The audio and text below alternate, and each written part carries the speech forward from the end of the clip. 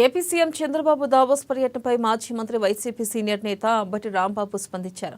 విశాఖలో ఆయన మీడియాతో మాట్లాడారు. దావోస్ పర్యటనలో చంద్రబాబు బృందానికి దారి ఖర్చులు కూడా రాలేదన్నారు.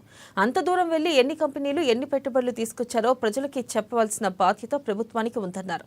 హైదరాబాద్ ని నేనే అభివృద్ధి చేశాను అని డబ్బా కొట్టుకున్న చంద్రబాబు దావోస్ వెళ్లి తీసుకొచ్చింది సున్నా అంటే ఎత్తేవా చేశారు. ఒక మంత్రి ఏమో దావోస్ వెళ్లి రెడ్ బుక్ కోసం మాట్లాడారంటూ గుర్తు చేశారు.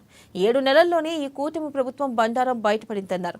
మొత్తంగా డొంక ఈతకి లంక మేతకి అన్నట్లుగా ఉంది అంటూ చంద్రబాబు దావోస్ పర్యటనపై సెటైర్లు వేశారు అంబటి. లేదా ఇండస్ట్రీస్ మినిస్టర్ని అడగండి, లేకపోతే వాళ్ళ కుమారుడైన ఐటీ మినిస్టర్ని అడగండి.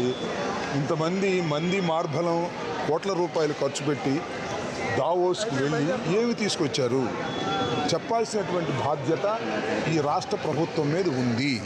వాళ్ళు చెప్పాలి.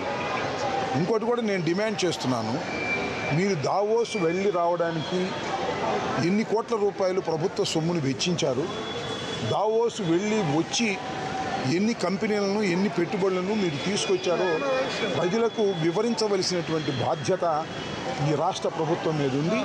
ముఖ్యంగా నారా చంద్రబాబు నాయుడు గారి మీద ఉంది.